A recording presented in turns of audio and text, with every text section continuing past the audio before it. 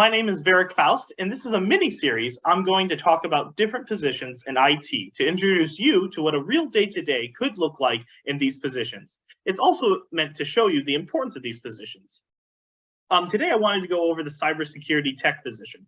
They could have different names depending on which business you're applying for or looking at, but just for simplicity's sake, I wanted to call them cybersecurity techs. For this type of position, normally they're looking for an education background of 4 to 2 years, but if you have a lot of prior experience, sometimes they'll let that through as well. So that's like a bachelor's degree or an associate's degree, but I often look for what you know overall as well as a very important factor. So I wanted to go next to talking about what those normally do from a day-to-day basis, or what when they get into work, what some of the tasks they might have to do. So one of the first things I wanted to talk about is what they have to normally start off with is looking at it from what do we do to help keep our end users safe. End users are typically a lot of businesses' most dangerous point. It's easy for people to get through phishing, through calls, getting a whole bunch of information through unfortunate emails sent back that aren't secured, if they're not using third-party vendors like delivery slip that keep that information safe. So trying to make sure that we have best practices or ways that we keep our passwords up to date using multi-factor, best practices that keep everyone safe from our end user standpoint. That's why using softwares or trainings that help keep our end users up to date on how to do these things is very important. So just for an example, I'm going to use KnowBe4 as that. KnowBe4 is a good application that a lot of people will use, or a website, in order to send phishing email tests to end users. These are not necessarily malicious in the sense that if they click on it, your business will be in harm, but it's a good way to test to see if people open up these emails or report them. So what they'll do is they'll send these emails out to people in your department or throughout your business, and then they'll find out the data of how many people clicked on them, how many people realized that they were phishing emails and reported them. And using that data, they can kind of come up with an idea of what they need to work with, or what they need to work with, and who they have to work with.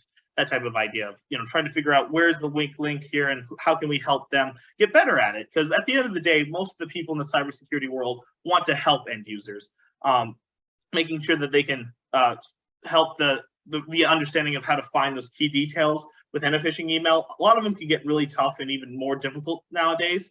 So whatever we can do to help inform our end users will help us so much more. So we want to be able to make sure our end users are properly prepared. So doing these types of things really helps us in the long run. The other thing that we want to do is educate them. So doing those trainings is very important. Sometimes they'll create like some games, some videos, and then they'll give them probably 30-minute types of these training type videos and games, and they'll send them out to everybody so they can do them at certain times.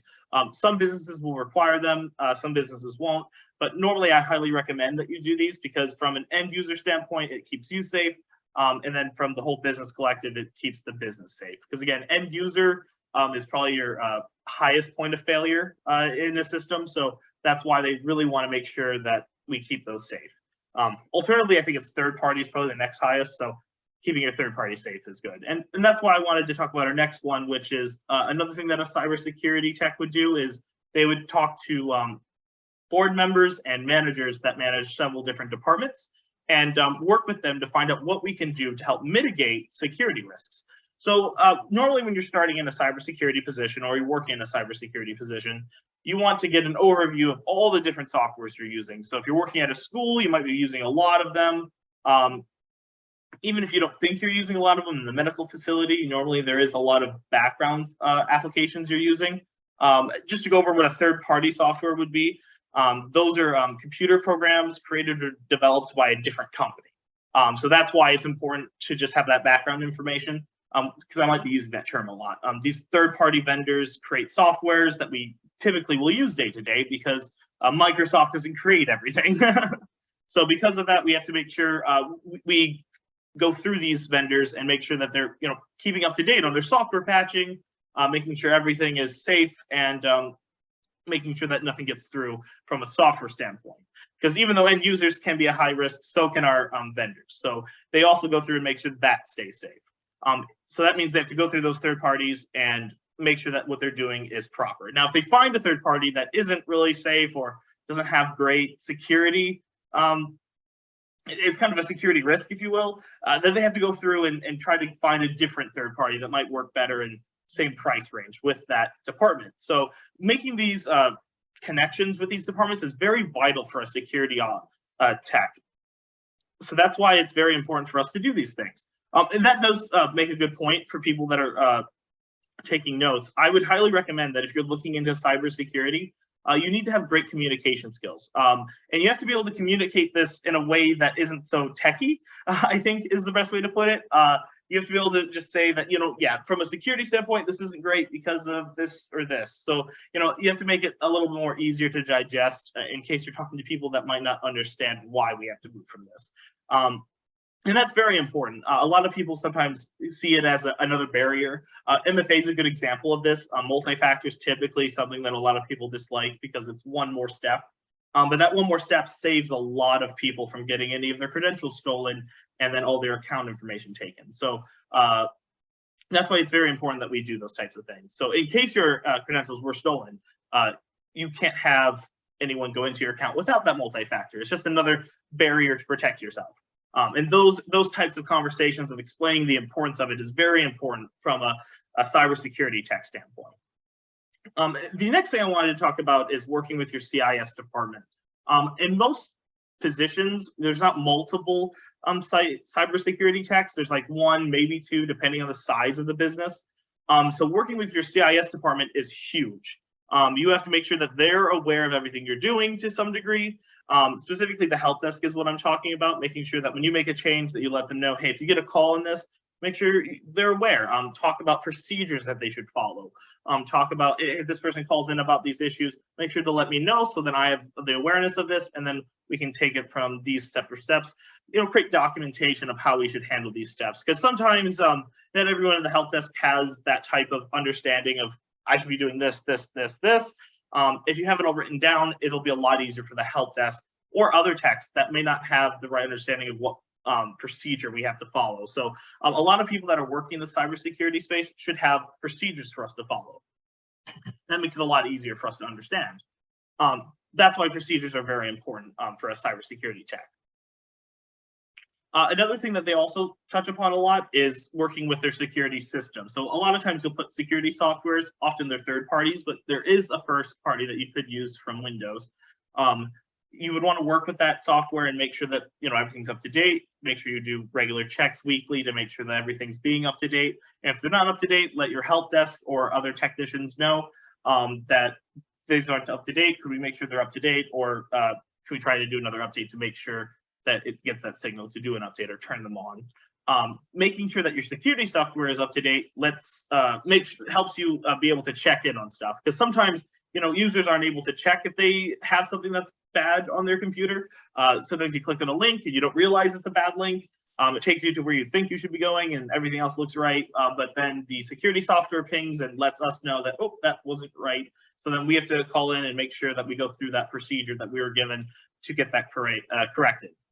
And then make sure you have a policy for that as well. Policies are very important. That's another good part of a cybersecurity tech. Making these policies help kind of do that framework of, now that we have these in place, how can we continue this going forward? So when you're going into this type of a job, making sure that the policies are correct or updating some of the old policies is very important. Cybersecurity is always changing every day. So there's always a lot of policies that sometimes need to get updated or tweaked a little bit, depending on where your business or environment is at. You might have to do a lot more work at that time if you're moving into this type of a position. But it's very important that you have policies, so then if somebody needs to make a decision on something, they can look at a policy and be like, oh, this is our policy on it. I can send them this form and they can look at it, and then they'll know if this follows our policy. And making the policy decently understandable is also important. You have to make it a little bit more broad, so it's easier for people to understand, maybe lose a little bit of the tech language, and more importantly, make it easy for people to just ask us questions, right? One of the biggest things for people is they need to be able to feel safe with their cybersecurity tech and with their IT techs in general. it's hard for people to admit they made a mistake sometimes. It's hard when you make a mistake and having to go admit it. It's not always the funnest thing to do. So I completely understand that, and making sure that you have this safe environment for them is very important. And you don't want to break that. You don't want to break any of that type of problem. So making sure that they feel comfortable when they accidentally click that bad link, that they can call into us, is very important. And making sure that their cybersecurity tech will be understanding and be like, oh yeah, it's completely understandable. We'll go through our procedure and fix that for you is very important. So making sure that everyone feels safe where you work, and everything will, there won't be any like huge like recourse other than, here, watch this video, make sure that this doesn't happen again.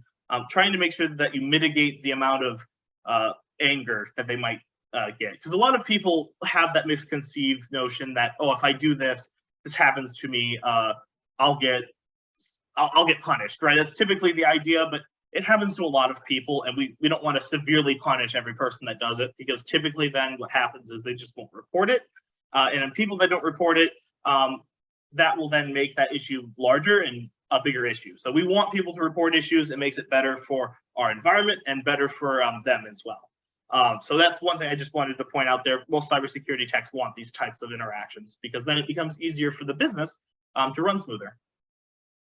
So that's one very important thing. One other thing I wanted to point out is working with the managers kind of helps with that. They get that relationship with the managers, so then that kind of trickles down to just talking to those techs underneath the managers. Building these relationships is very important for the security tech, because it shows them what their day-to-day work is. Though we do want to help keep you safe, we also don't want to completely impede everything you do. A lot of the times, sometimes, depending on where you're at in your security career, if you are currently in college, you're like, well, yeah, we shouldn't be doing this, this, and this, because it's just not as safe. But a lot of businesses have to make money, so doing it like right there and then and changing all these things right off the bat is costly and not really effective right off the bat. So gradually moving that way is very important. And I think that's very well seen in the tech community nowadays. It's moving slowly, but just right enough to get everything moved in the right way. Obviously, security is very important, and I don't want to take away from that, but making sure that you don't interrupt the general business flow, because that's how money is typically made in your business, and that's how you're generally getting paid. So that's why it's kind of that balance of making sure you don't over secure things. And I know that sounds a little odd. Trust me, I believe the same thing, that we should keep things very, very secure, but it is hard, and you have to find that common ground. So I wanted to go over also what makes the cybersecurity tech so important. They keep everyone safe. That's really the bottom line. I think from a business standpoint, I think everyone should have one.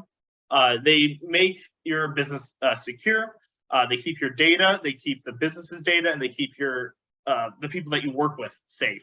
And keeping all that stuff safe is very important, especially in the year 2022, where we've had so many leaks, so many hacks. It's been very bad. So trying to keep everything safe is very important. And I think this is one of those positions that's been growing a lot recently. So that's why I think it's very important. I do think that you guys should probably look into working in cybersecurity. It's probably more of a investigative and working with people type position. And I think that's why it's so much fun. If you like looking at issues, looking at emails, trying to solve them, and working with people on how we can make this both more efficient and secure at the same time, I think you'd really enjoy this position. So I hope you guys learned something. I hope I was able to give you some good information. If you have any questions or concerns, please let me know.